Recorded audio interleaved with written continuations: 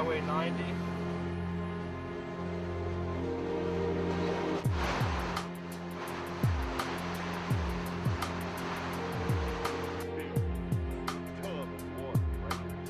Downtown New Orleans is trashed.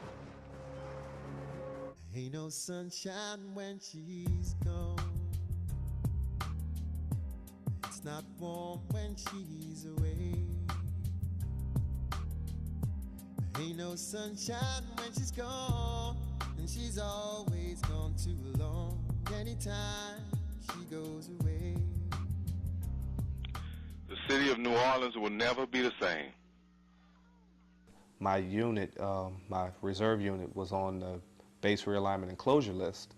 Katrina just kind of sped along the process. I had all my friends down there, had my school was down there, everything. And then now nothing's done. The school was destroyed. It was completely underwater. All my friends, I don't even know where they're at. During the time before the storm was coming, 10 guys off our team was picked to go to Kansas City NFL camp.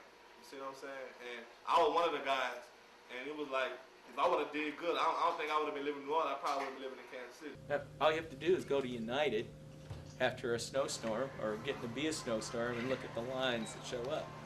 So reality is that's preparedness, and that's what New Orleans was.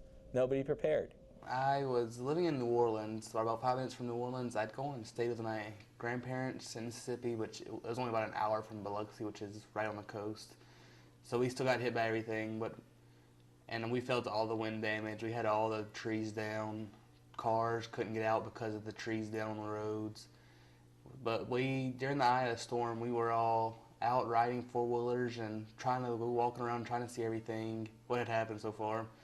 And then when we got back, we had to hurry up and get back because we could feel that the rest of it was coming. Well, where I was, it was basically like another hurricane, just a lot of wind, a lot of rain. We didn't have all the flooding by my mom's house, but they did have a tree that fell into our house. That's what caused us to have to evacuate because we were out of power.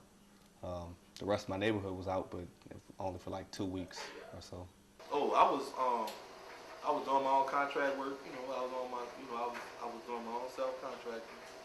I was playing ball as usual, what you see me doing right now.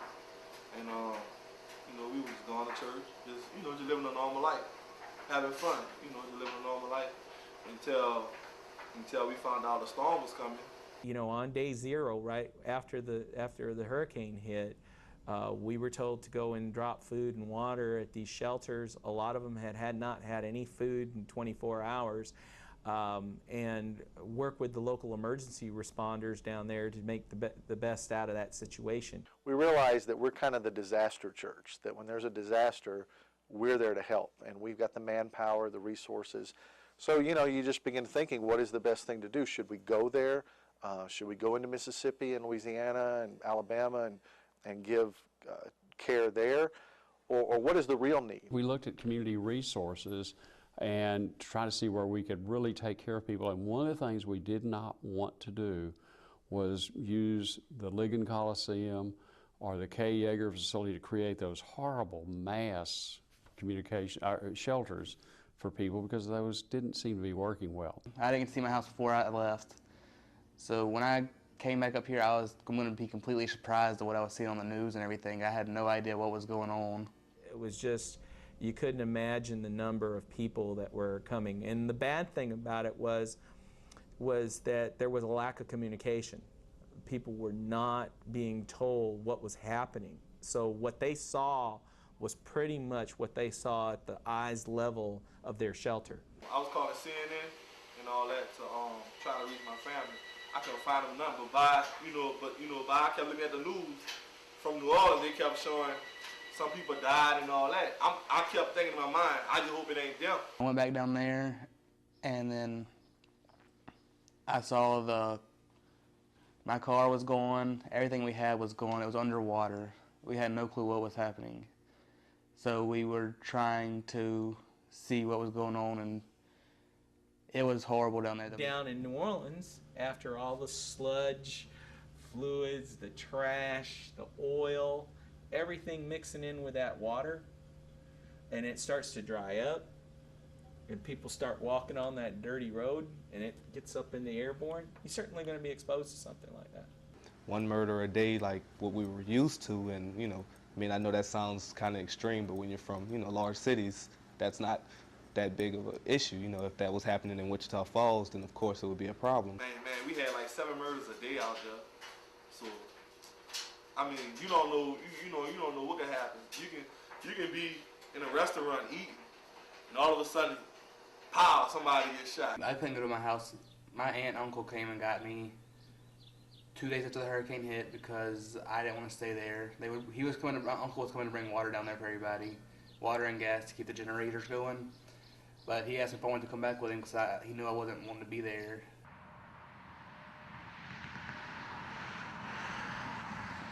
So initially we all moved to Dallas, was there for maybe 2 weeks. Then I moved up here.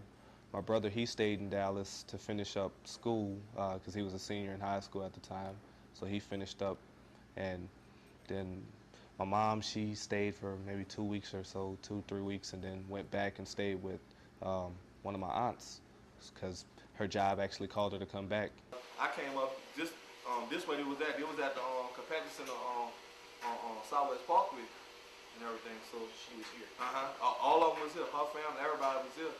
So I moved my stuff and I came up here to Wichita Falls, and that's how we got settled and everything. We started checking. The church came forward and said, "What can we do?" And they said, "We're going to try to work out how to get that facility and fix it up." And they really carried. I helped them get some things and helped promote, but they did the work. The whole church had a mentality of what can we do? Anything, you name it. Taking up offerings, donating beds, businesses in town. We had a list of sponsors and partners, churches, businesses, everything that was a mile long of all of the people that stepped up to help whenever there was this time of crisis. In that long-term facility did a very good job at doing that.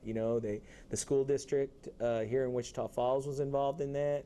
They spent a lot of money trying to, for the folks that chose to stay here in Wichita Falls, the support aspects of it, we're very good. The community did rally around those folks. And really, now, FEMA still owes us money. Now, we're not expecting to ever get that, but if it happens, it'll be a miracle. But you can't count on the government to meet the needs of hurting people. I don't think that's what government's for. I think it's the people's responsibility and the church's responsibility to care for the welfare of the hurting. And that's what we tried to do as best as we could. But the interesting thing was, the majority of the people were not looking for a handout. They were looking for a hand up. And I think that was really one of the very positive points, that our community treated the people that came with respect, and they brought respect back and represented themselves in a really great manner. I worked at Papa John's while I was down there, and I moved up here and worked at Domino's, and I wasn't doing good there. And then one of my friends said, McAllister's. So I went and put an application in there, and I got the job over there. And yeah, so I'm still doing it. I've been there 1 year and 3 months. I take care of the employees. I watch over the employees and make sure they're taking care of the guests. I help with the guest problems, anything that they need. I have to help with it.